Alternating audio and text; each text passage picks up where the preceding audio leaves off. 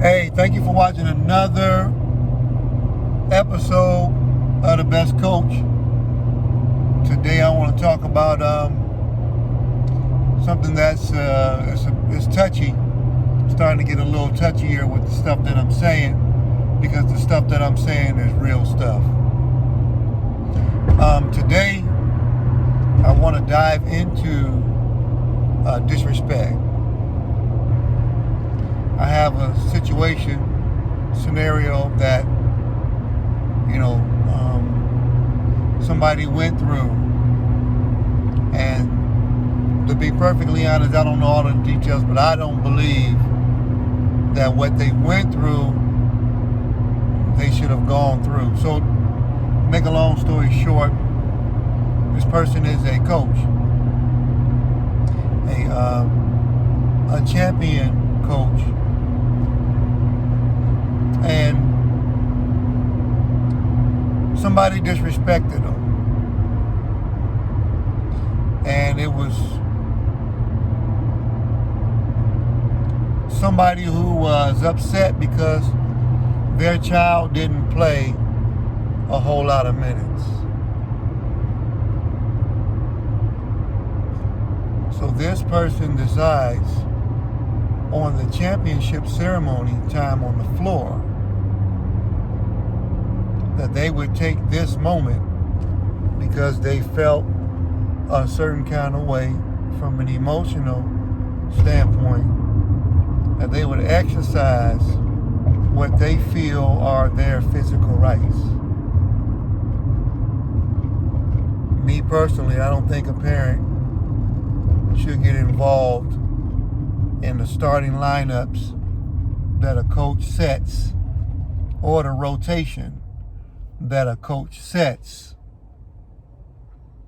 I also feel if you know what I'm about to say, possibly really wanted to contribute,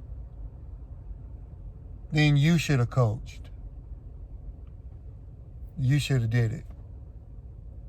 So now that somebody else is doing that job, and you don't like the fact that your child didn't play a whole lot, even though this particular scenario was a championship team. This parent chose to disrespect the head coach on the floor of the trophy ceremony.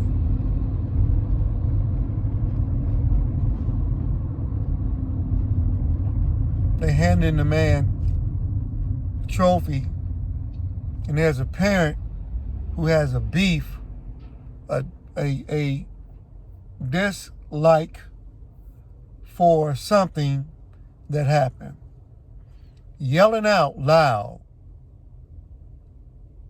rushing the coach through the championship ceremony that he's spending this moment, all of this work, morning practices, 5 a.m. or whatever, weekends, coaching 2 units by himself. No help. And here is a parent who has a problem and decides on championship day to forecast, promote, and make an attempt to inject hatred into the scenario. Now, I don't know what y'all think about this. In defense of somebody, I don't know what the details are. Was there any violation created, and this is what you're upset about? Even if that is the case, then what are you going to do? Unload an automatic weapon on him on the floor of the championship ceremony with parents, the players, your child, everybody's on the court? Or let's say you just want to physically fight. You want to fight him on the floor in front of the parents, the police department, the kids, and your son. Because it's possible you're upset about minutes. And you wonder why nobody wants to coach. Coaches are people too. So you're going to just talk disrespectful to this man and think like it's okay. Now here's where, it gets to be a problem, and everybody wants to now have a problem with the coach if the coach does something miraculous to defend himself. This guy, on 2 or 3 occasions, one on the floor, one in the lobby, and even a small verbal confrontation outside of the building. The police department had to escort the coach to his vehicle.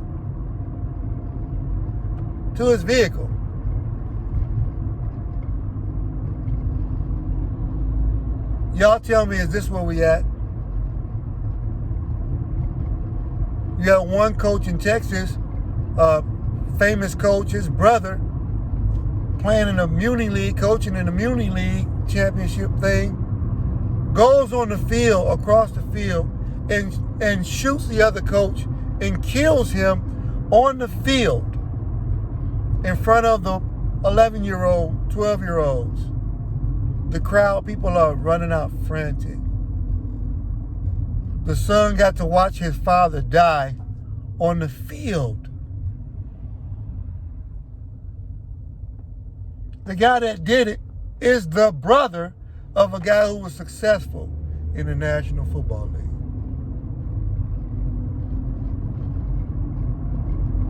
We're talking about disrespect. We're talking about coaching. And when parents, coaches, players, referees, spectators, fans go too far.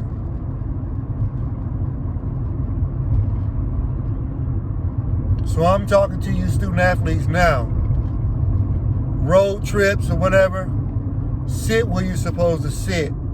Be where you're supposed to be, and do what you're supposed to do. As a coach, I'm going to make the decisions, because I'm the coach, on who starts and the time that they play. That's my job. Because if I allowed the players to do such a thing, why would I allow them to make the decision when the decision has to be made by somebody who is in charge? Who should make the decision, the players or the coach? Well, I'm telling you now, if you play for me, I'm going to make the decision. And if we're playing on a level that's not college or professional, I'm telling you right now, I'll make the speech before we even start any of it. I don't want to hear anything from a parent. Nothing negative. Nothing at all. I am going to, and I'm saying it again, everybody listen, I am going to make the decision who starts, who plays, the time that they play. I'm calling the plays unless I allow some slack or some freedom to individuals that I feel can be responsible and helpful in that decision making. Other than that, don't ask me. And as players, you can tell your parents, your friends, or whatever, do not say anything to me negative or outside of the lines.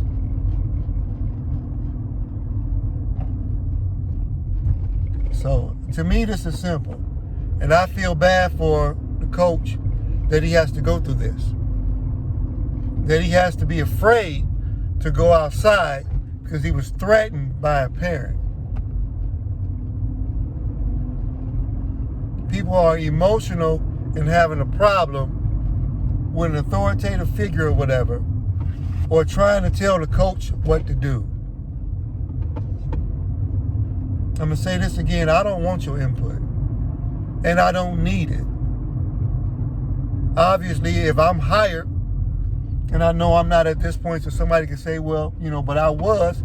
So as a free agent, when it happens, and it will, I'm making a decision. I'm running the ship. It's just that simple. So this is another episode of The Best Coach. I love you guys. Y'all stay strong, stay powerful, be respectful. Tell your parents you love them. Tell your friends, your co-workers, or whoever else, your student body fans, or whoever you got, that you love them. And y'all be safe.